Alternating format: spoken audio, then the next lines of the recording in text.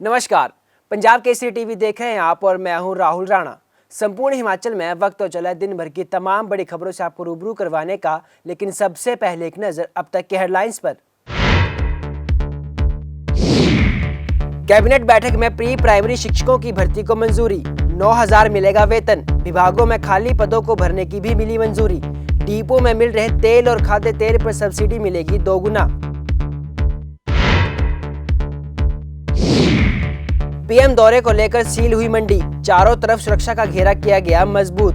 प्रधानमंत्री नरेंद्र मोदी युवाओं को करेंगे संबोधित। सीएम जयराम ठाकुर ने आज रैली की तैयारियों का खुद लिया जायजा।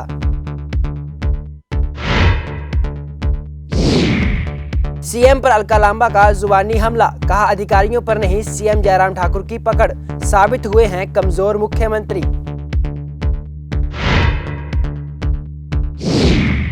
और महेश्वर सिंह के बेटे हितेश्वर सिंह का बंजार में शक्ति प्रदर्शन, जुटी हजारों की भीड़। बोले टिकट भी मिलेगा, चुनाव भी लड़ेंगे और जीतेंगे भी हम। प्रदर्शन से स्थानीय विधायक सुरेंद्र शौरी की बड़ी मुश्किलें। और अब खबरें विस्तार से। मुख्यमंत्री जयराम ठाकुर की अध्यक्षता में आज प्रदेश कैबिनेट की बैठक हुई। बैठक में कई अहम निर्णय लिए गए। बैठक में कई घोषणाओं पर मोहर भी लगी। बैठक में विभिन्न विभागों में रिक्त पदों को भरने के अलावा शिक्षा, स्वास्थ्य और अन्य संबंधित कई संस्थानों को भरने का निर्णय लिया गया। कैबिनेट ने राष्ट्रीय शिक्षा नीति के तहत सरकारी प्राथमिक विद्यालय में 3 से 6 वर्ष की आयु वर्ग के बच्चों के लिए हिमाचल प्रदेश प्रारंभिक बाल्यावस्था देखभाल एवं शिक्षा शिक्षक योजना 2022 को मंजूरी दी। कैबिनेट ने खाद्य तेल, सरसों और सोया रिफाइंड तेल पर उपदान दोगुना करने की मंजूरी दी। इसके तहत OTNFS लाभार्थियों के लिए उपदान 5 से बढ़ाकर 10 और NFS लाभार्थियों के लिए 10 से 20 रुपए प्रति लीटर किया गया है। ये उपदान सितंबर 2022 से मार्च 2023 तक मिलेगा। बैठक में कई बजट घोषणाओं पर भी मोहर लगी है। हालांकि कैबिनेट में आउटसोर्स कर्मियों के लिए पॉलिसी पर फैसला नहीं हो पाया। आज मंत्रिमंडल की बैठक माननीय मुख्यमंत्री श्री जयराम ठाकुर जी की अध्यक्षता में संपन्न हुई, जिसमें हिमाचल प्रदेश में राष्ट्रीय शिक्षा नीति जो बनाई गई है, जिसे हिमाचल प्रदेश सरकार ने अडॉप्ट किया है, उसमें प्री प्राइमरी को बहुत महत्व दिया गया है। और हिमाचल प्रदेश उन प्रदेशों में से है जहां प्री प्राइमरी क्लासेस राष्ट्रीय शिक्षा नीति लागू होने से पहले ही प्रारंभ कर दी गई थी। क्लासेस को अभी तक जितने स्कूलों में प्रारंभ किया गया, उसमें हमारे जो प्राइमरी क्लासेस के टीचर हैं, JBT, उन्हीं को विभिन्न प्रकार की ट्रेनिंग दे करके जो है वो दायित्व सौंपा गया था पढ़ाई का। आज मंत्रिमंडल ने एक निर्णय लिया है जिसके अंतर्गत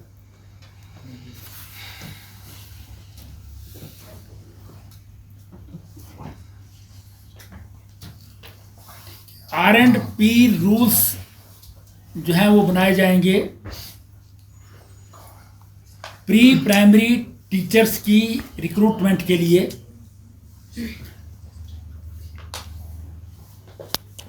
और जब तक ये R&P रूल्स बन नहीं जाते, फाइनलाइज नहीं हो जाते, तब तक शिक्षा विभाग जो है वो HPSCDC इलेक्ट्रॉनिक्स डेवलपमेंट कॉरपोरेशन जो है, जो आउटसोर्सिंग का भी काम करता है, उसके थ्रू आउटसोर्स बेसिस पर इन प्री प्राइमरी टीचर्स, ट्यूटर्स जो है वो इनकी नियुक्ति करेगा। और ऐसे सभी अध्यापक या ट्यूटर जो नाम इसका रखा जाएगा, उन्हें 9,000 रुपये प्रति माह जो है वो मानदेय दिया जाएगा। इसमें 1 साल का वैसे 2 साल का ही इसमें मान्य है, लेकिन जो 1 साल वाले हैं उनके लिए ब्रिज कोर्स जो है वो करवाया जाएगा, क्योंकि एनसीटी की रिक्वायरमेंट के अनुसार भी जो है वो ये कदम उठाया गया है।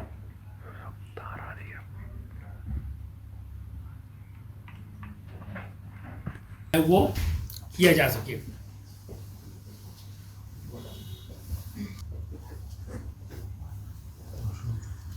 जो हमारा एडिबल ऑयल है, खाने का तेल जो है,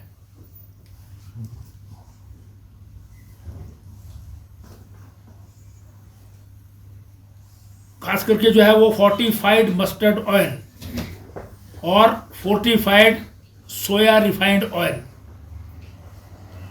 इसमें जो है वो सब्सिडी दुगनी कर दी है। 24 सितंबर को मंडी के पड्डल मैदान में भारतीय जनता पार्टी एक रैली करने जा रही है, जिसकी अध्यक्षता प्रधानमंत्री नरेंद्र मोदी खुद करेंगे।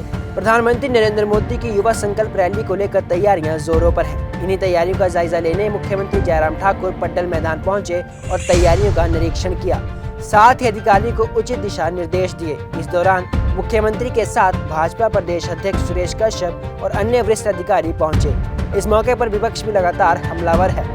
विपक्ष के सेपू बड़ी और बदाने के अलावा प्रधानमंत्री द्वारा कोई सौगात हिमाचल वासियों को देने के सवाल पर मुख्यमंत्री ने कहा कि विपक्ष को समझना चाहिए कि हाल ही में हिमाचल प्रदेश को ड्रग पार्क और मेडिकल डिवाइस पार्क की सौगात मिली है।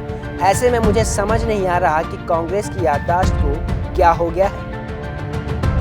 मालूम नहीं उनकी याददाश्त को क्या हो गया है, उनको इस बात को समझना चाहिए। अभी हाल ही में हिमाचल प्रदेश के लिए 2 चीजें, बल्क ड्रग फार्मा पार्क, जिसमें आने वाले समय में जब वो पूरा होगा 20,000 से ज्यादा नौजवानों को सीधा रोजगार और 10,000 के करीब ऐसे नौजवान जिनको इनडायरेक्ट रोजगार, और 50,000 करोड़ रुपए का ये प्रोजेक्ट जाएगा जब ये कंप्लीट होगा। केंद्र सरकार उस प्रोजेक्ट के लिए 1,000 करोड़ रुपए की जो है हमको मदद करेगी प्रदेश सरकार। और इससे पहले हमारे नालागढ़ में मेडिकल डिवाइस पार्क जो है वो भी हाल ही में किया है, और वो भी लगभग 500 करोड़ रुपए का प्रोजेक्ट है, जिसमें केंद्र सरकार हमको मदद करेगी। कांग्रेस की राष्ट्रीय प्रवक्ता अलका लांबा ने एक बार फिर प्रदेश के मुख्यमंत्री जयराम ठाकुर पर जुबानी हमला बोला है। अलका लांबा आज सिरमौर जिला के रेणुका जी पहुंची, जहां उन्होंने प्रदेश के अधिकारियों को लेकर सीएम पर कटाक्ष किया। वहीं उन्होंने सीएम जयराम ठाकुर को सबसे कमजोर मुख्यमंत्री बताया। उन्होंने कहा कि मुख्यमंत्री की अपने ही अधिकारियों पर पकड़ नहीं है। वहीं उन्होंने रेणुका जी बांध परियोजनाओं के विस्थापित के साथ जयराम सरकार द्वारा अन्याय कर उनका हक छीनने की बात कही और सीएम को चेतावनी देते हुए कांग्रेस पार्टी के नेताओं से संपर्क बंद करने की नसीहत दी। आपकी जो पकड़ है वो कमजोर हो चुकी है। निशा सिंह आपकी एक अधिकारी है, वो आपको बेनकाब करती हैं कि किस तरह से एक प्रशासनिक अधिकारी दूसरे प्रशासनिक अधिकारी से लड़े हुए हैं। अखबारों की सुर्खियां बनी और मुख्यमंत्री जयराम ठाकुर जी को कहने पर मजबूर होना पड़ा कि प्रशासनिक अधिकारी अपनी लक्ष्मण सीमा में रेखा में रहे। एक मुख्यमंत्री इतना लाचार, इतना असहाय कि उसी के प्रशासनिक अधिकारी उसकी बात सुन नहीं रहे, क्योंकि फैसला कहां से होता है। अधिकारी कभी वहां से आता है, पीएमओ से फैसला आ जाता है, इन्हें ही नहीं पता चलता। कभी गृह मंत्री फैसला करके भेज देते हैं, तो कभी जेपी नड्डा जी की चल जाती है, तो कभी अनुराग ठाकुर जी की चल जाती है। और ये मात्र एक कठपुतली मुख्यमंत्री के हाथ से चीजें अब पकड़ कमजोर हो रही है, जिसका नुकसान, जिसका खामियाजा पूरे हिमाचल के लोगों को उठाना पड़ रहा है। प्रदेश में विधानसभा चुनाव होने हैं, ऐसे में हर कोई अपने टिकट की दावेदारी ठोक रहा है। इसी कड़ी के चलते जिला कुल्लू के बंजार विधानसभा क्षेत्र से हितेश्वर सिंह ने भाजपा के टिकट पर दावेदारी पेश की है और इसी संदर्भ में गुरुवार को बंजार उपमंडल मुख्यालय में उन्होंने अपना शक्ति प्रदर्शन किया। भाजपा के झंडों के नीचे आयोजित इस शक्ति प्रदर्शन में हजारों की संख्या में भीड़ जुटी। वर्तमान विधायक सुरेंद्र शौरी को इस भीड़ ने मुसीबत में डाल दिया है।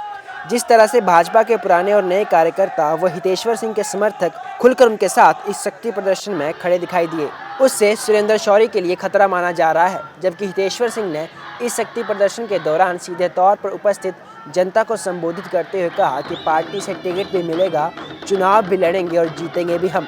आपको बता दें कि हितेश्वर सिंह पूर्व सांसद एवं भाजपा के वरिष्ठ नेता महेश्वर सिंह के छोटे पुत्र हैं।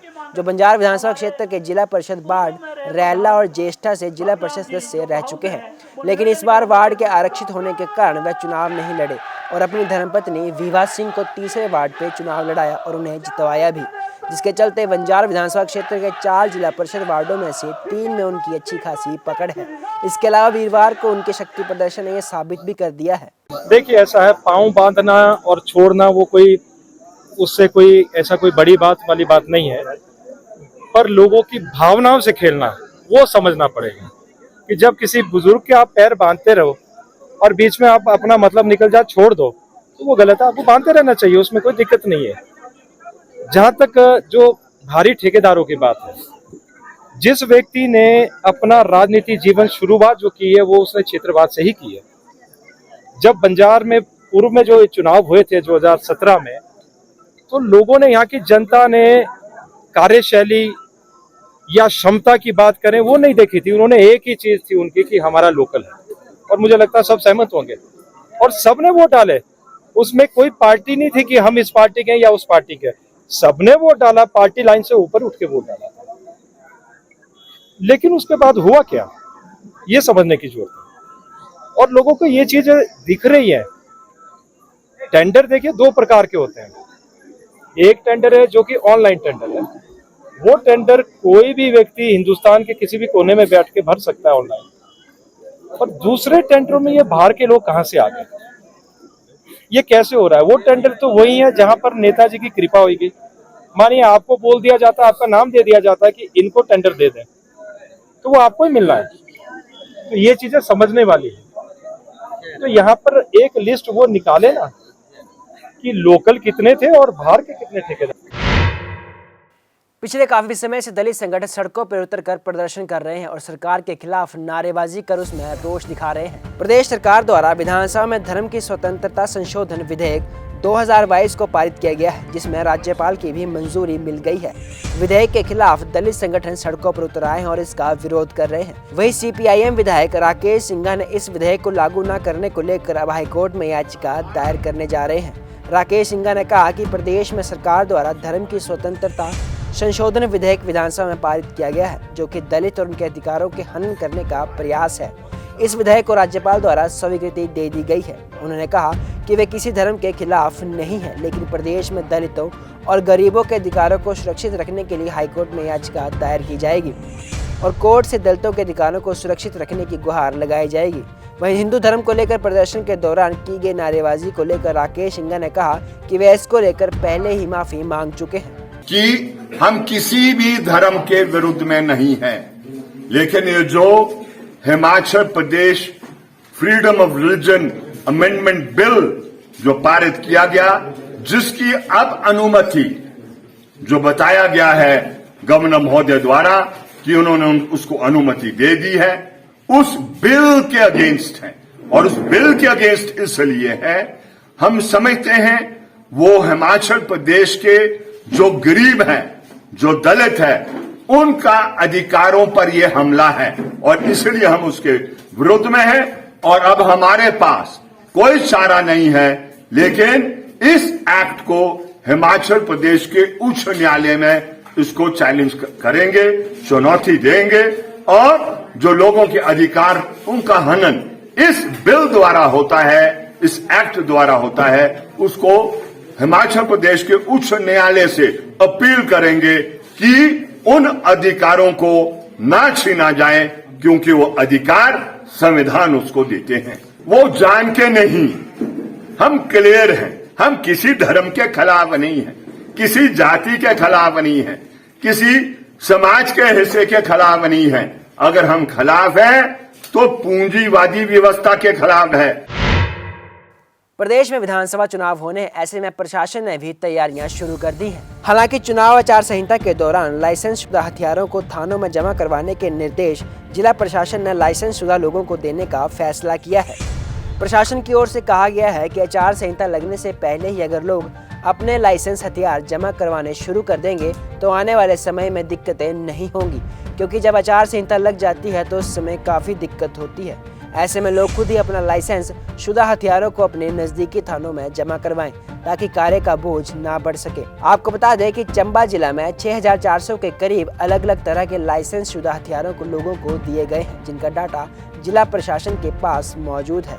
ऐसे में उन सभी लाइसेंस शुदा हथियार रखने वाले लोगों से कहा गया है कि वह समय रहते अपने अपने हथियार जमा करवा दें। देखिए, लगभग 6400 के आसपास जो लाइसेंसेस इशू किए गए हैं और इसमें सभी से आग्रह केवल इतना है कि समय से इस जो वेपन्स हैं उनको डिपॉजिट करवा दें। पिछली बार भी ऐसा देखने में आया कि काफ़ी लोगों ने वो डिपॉजिट नहीं करवाए, तो उससे मैं लोगों से भी आग्रह करना चाहूँगा कि इस बार भी हमने सभी को नोटिस जारी किए थे, क्योंकि आपने इलेक्शन के समय वेपन जमा नहीं करवाए हैं तो आपको उत्तर देना होगा कि क्यों ना आपका लाइसेंस रद्द किया जाए। तो हम ऐसी परिस्थिति चाहेंगे कि ना आए, और यदि लोग अभी से वेपन अपने डिपॉजिट करवाना शुरू कर देते हैं तो वो जो रश होता है ड्यूरिंग इलेक्शंस, हमारा काम भी सरल होगा और लोगों के लिए भी बहुत सहूलियत होगी। धर्मशाला में आज एक बैठक का आयोजन किया गया, जिसमें केंद्रीय मंत्री अनुराग ठाकुर दिल्ली से वीडियो कॉन्फ्रेंसिंग के माध्यम से जुड़े। धर्मशाला जिला में की जा रही विभिन्न केंद्रीय प्रायोजित योजनाओं की समीक्षा के बारे में आज उपायुक्त कार्यालय में जिला विकास समन्वय एवं निगरानी समिति की बैठक का आयोजन किया गया, जिसकी अध्यक्षता केंद्रीय सूचना एवं प्रसारण तथा खेल मंत्री अनुराग ठाकुर ने दिल्ली से वीडियो कॉन्फ्रेंसिंग के द्वारा की, जबकि लोकसभा सांसद किशन कपूर बैठक में विशेष अतिथि के रूप में उपस्थित रहे। केंद्रीय मंत्री ने संबंधित विभागीय अधिकारियों से केंद्रीय प्रायोजित योजनाओं की वास्तविक जानकारी ली और योजनाओं को समय पर पूरा करने के निर्देश दिए। उन्होंने कहा कि केंद्र सरकार द्वारा समाज के हर वर्ग के कल्याण हेतु कई तरह की योजनाएं चलाई जा रही हैं, जिसका लाभ हर व्यक्ति तक पहुंचाना उनका मुख्य दायित्व है। उन्होंने कहा कि उनके क्षेत्रों से ऐसी शिकायतें लगातार मिल रही हैं कि योजनाओं की संपूर्ण जानकारी उपलब्ध न होने के कारण उसका लाभ समय पर लोगों को नहीं मिल पाता। देखिए कि दिशा कमेटी की बैठक हर 3 माह के बाद होती है। आज ये बैठक हुई है। केंद्रीय मंत्री आदरणीय अनुराग ठाकुर जी दिल्ली से जुड़े थे, जो इस दिशा कमेटी के अध्यक्ष हैं। उन्हें किसी अन्य मीटिंग में जाना था, तो उसके बाद मुझे बैठक लेने पड़ी और हमने जो इसमें जो समीक्षा की अलग अलग विभागों की, उसमें चाहे राज्य के अधिकारी थे और केंद्रीय सरकार के जो अधिकारी थे, तो इस बैठक में आए थे।